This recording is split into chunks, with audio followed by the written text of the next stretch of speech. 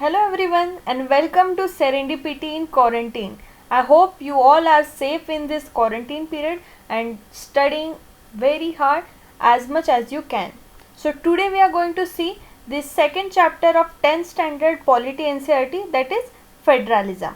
So in this chapter I'll be explaining what is federalism, which all countries have federalism, what are other types of federalism, and why India adopted federalism. So let us go ahead. So what is federalism? Federalism is a system of government in which power is divided between central authority and various constituent units of a country. So there can be two or three types of the authorities. For example, one can be the government for the entire country, which usually take decision on common national interest.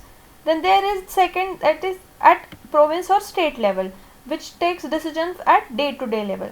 So in our country we have union government, there's state government and local government, and all three have different powers. So these all levels enjoy power independence from one another. So here we have this world map in which you can see the highlighted countries have the federalism. For example, India, Russia, Canada, USA, Australia, etc. But in case of India and USA, both have different types of federalism. So we will see that in detail. So first we will see what are the key features of federalism. So first, there should be two or more levels of the government. Then second, different tiers of government govern same citizens, but each tier has own jurisdiction in specific matter of legislation. So we will see these in detail in the next slide. Then there should be jurisdiction of the respective levels or tiers of government, and they are specified in the constitution. So there should be constitutional guarantee to it. Then next is fundamental provisions of the constitution cannot be unilaterally changed by one level of the government. So both levels should have consent while making the changes in the constitution. Then courts should have power to interpret the constitution and the powers of different levels of government. And if any case a dispute arise, then the court should have power to solve this dispute. Then source of each government's revenue should be clearly specified. For example, in case of state and union government, there are different types of revenue sources. Then federal system, which has to deal with dual objectives, that is to safeguard and promote unity of the country while at the same time to accommodate regional diversity. So federalism tries to protect the regional diversity which we have in a country. So government at different levels should agree to some rules of power sharing, and they also should trust each other, so the stability will be maintained.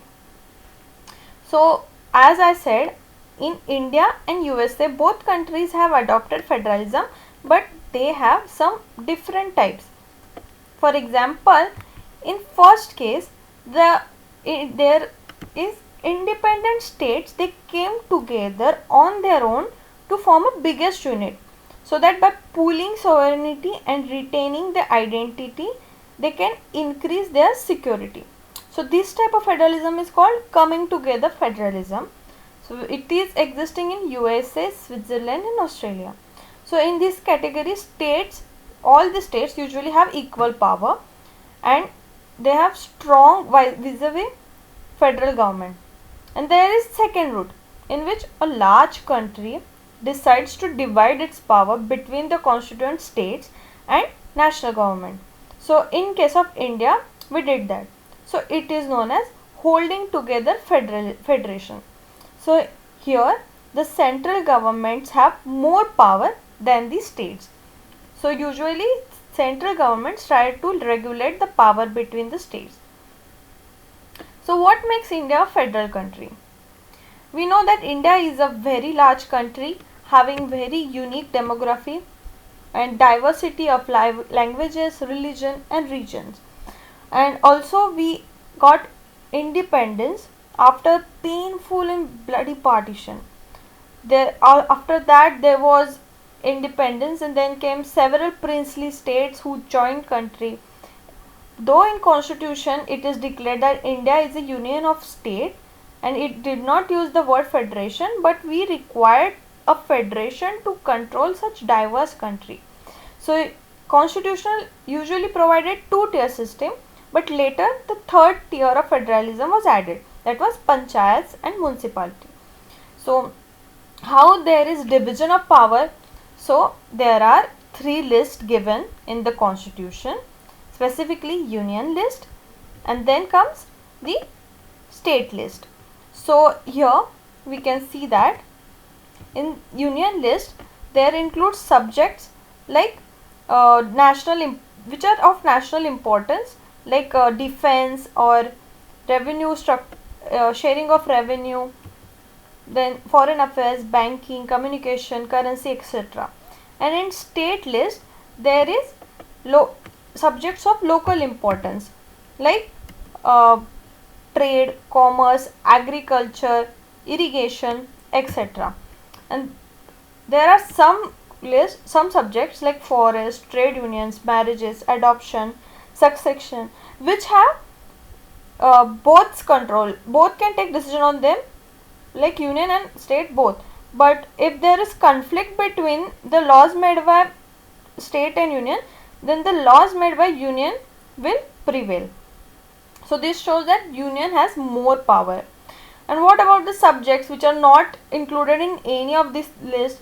For example, now we have this computer software or IT industries, or let us say now there is this COVID issue. So what will we do? So the union government, which it will have the power to legislate on these residuary subjects which are not included in any of this list. So here we see that in case of holding together federalism, union has more power, hence and in between states also there is not equal powers, they don't have identical powers. Some states enjoy special status. For example, in case of Assam, Nagaland, Arunachal Pradesh, Mizoram, they have special powers under Article 371 of the Constitution, because these states had a peculiar social and historical circumstances, and this power was given to protect their land rights of indigenous people or their unique culture, or also give them preferential treatment in employment and government services. So this was to ensure equal opportunity in these areas. So and it is also been observed in some states. For example, until abolition of Article 370 in Jammu and Kashmir, the special status was given to the the indigenous people of Jammu and Kashmir in case of job availability and land rights, etc. But now it has been abolished. So also there are some independent states which are too small to become a state, so hence they are given the status of union territory. For example, in India we have Chandigarh, Lakshadweep, Delhi, then Dadra and Nagar Haveli, Daman Diu, and Puducherry. And now recently, after abolition of 370, the state of Jammu and Kashmir has been divided into two union territories, that is Jammu and Kashmir and Ladakh. So these are the union territories in which central government has special powers. They don't have their own state governments. Only in case of Delhi and Puducherry there are state assemblies, but usually central governments rule over them. So this federalism is part of the basic structure of the constitutions. Hence, making amendment in the regarding this issue is very difficult. And even if you have to make amendment, then the parliament cannot on its own change this arrangement.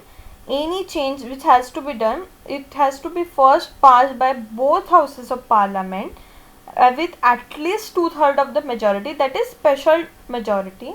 Then there it has also to be ratified by the legislature of at least half of the total state. So while passing the GST law, we use this type of method in which at least half of the states of the total states has to ratify the bill. Then again came judiciary, which plays important role in overseeing this implementation. So if there is any dispute between states or state and central government, so the judiciary at high courts or supreme court level makes decision on them. So now we will be seeing how we became federal country. So this is the map of the India before independence, and in 1947 we had different number of provinces, and this is Western Pakistan, Eastern Pakistan. So this was the geographical and political map. Then after independence, what happened, there was an issue in which it was proposed that there should be made linguistic states based on different diverse languages which we speak in a different region. So this was to be made to respect the diversity and desire of living together as sharing some ideals. But people have spoken that they fear that this will create fragments in our country, and this will hamper the unity of a country. But as you see now, today we have this map in which many of the old states have vanished and new states had been created, and this ensured that those who speak same language lived in the same state. And also there were some cases in which similar culture, ethnicity or geography was united under one state. So this is the current political map of our country, in which we can see that now there are Ladakh and Jammu Kashmir as two union territories, and these are the fragments of other states. So these states did not fragmented our country, but actually made us more united, and it made administration easier. Then we'll see what was the language policy. So our constitution did not give status of national language to any one language. For example, we saw that in Sri Lanka only Sinhala was given the status of national language, which discriminated the people from a Tamil speaking community. So though Hindi was identified was official language, still besides Hindi there were 21 other languages recognized in Schedule 8, hence they are known as scheduled languages in the constitution. So states had the right to choose their own official language. So in case of Maharashtra, we have Marathi as official language. So this provided freedom to choose language. And also according to the constitution, the use of English for official purpose was also stopped in 1965. After that, many non-Hindi speaking states still demanded that they wanted English to continue. And also in case of Tamil Nadu, there was this movement which in turned anti-Hindi and turned violent also. But later government accepted that those who wanted to use English can use English and others can use Hindi or any other languages in this Schedule 8. So now we will be seeing what are the central and state relations. So just after independence, there was usually used to happen what the party which was ruling in the center used to rule in the state. So there was not an independent autonomous government in the state. The same party was used to rule in the state. But later what happened, other parties started competing highly, and in the events like coalition government, the state used to have different political parties than the center. So then what happened, the center party used to make some hurdles in the ruling of the state governments. So this picture show that here Prime Minister Indira Gandhi has been shown more, has power of all the states, and other states are trying to beg for the power. So this shows the center used to prevail over states. But later, after the coalition governments, even state government got power. So this shows that they are acting as a firecracker, and the coalition government can explode anytime. Hence, they all perform unity and used to respect each other's power. So as we saw, there are different languages in the Schedule 8. So we have linguistic diversity in our country. So according to Census of India in 2011, there are totally 1300 distinct languages. But there are some languages which are clubbed under one language. For example, in case of Bhojpuri, Magadhi, Bundelkhandi, Chhattisgarhi, Rajasthani, they are grouped under Hindi as they are regional Hindi languages. But there are some distinct languages which are totally 22, and they are mentioned in the 8th schedule of the Indian Constitution. Hence they are known as scheduled languages. These can be used as official languages in the states. And also, people giving any exams have right to choose any of the language to give central exams. Then there comes centralization in India. So as we know, previously there were only two tiers of the government, that is central level and state level. But later on, after 1992, there comes this third tier of government, which is known as local government, which includes Panchayat Raj and municipality. So when the power was taken away from central and state government and was given to local government, it is called as decentralization. So this decentralization is important as it usually gives power to people at the local level. It inculcates the habit of democratic participation as more and more people participate in the formation of the local government. So now before 1992 there was not specific provision in the constitution, but after 73rd and 74th amendment of 1992 there was given constitutional status to these local government. So now constitutionally it is mandatory to hold regular elections to the local government bodies, that is after 5 years. Then seats are reserved in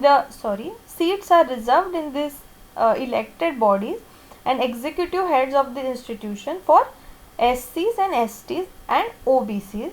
Then at least 1/3 of the all positions are reserved for women. This is very important. It is only in the local governments, not in the state or union governments. Then separate independent institution called State Election Commission was created to conduct this panchayat and municipal election. The state governments were required to share some powers and revenue with the local government so that they can perform on their own. So usually this rural local government is known as Panchayat Raj, and urban local government is known as municipality or municipal corporation. So Panchayat Raj is headed by Panch, or it can be also called as Sarpanch or Pradhan. You can watch this TVF series called Panchayat, which is very funny and has very unique and basic simple test, and it explains Panchayat. So it is not sponsored, but I will recommend it. So in case of Panchayat, there is a decision making body which take decision for the entire village, and all the voters in the village are its members. That is known as Gram Sabha, and it meets at least twice or thrice a year, and it approves budget for Gram Panchayat and review performance of Gram Panchayat. And the local government goes right up to the district level. So there are some Gram Panchayat which are grouped, and they are known as Panchayat Samiti or block or a mandal. The members of these representative bodies are elected by the Panchayat members in this area. Then there is Panchayat Samitis or mandals are combined to form a Jilla Parishad. So most members of Jilla Parishad are elected, but there are some members of Lok Sabhas, the MPs or MLAs of that district, and some other officials of other district level bodies are also its members. And Jilla Parishad's chairperson is a political head of the Jilla Parishad who is also elected. Then in case of urban bodies, there are municipalities for the towns, and in case of big cities there are municipal corporation, and both are controlled by the elected bodies consisting of people representatives. In case of municipal corporation, its official head is known as the mayor, who is a ceremonial head, and all other decisions are taken by the CEO, who is usually the civil servant.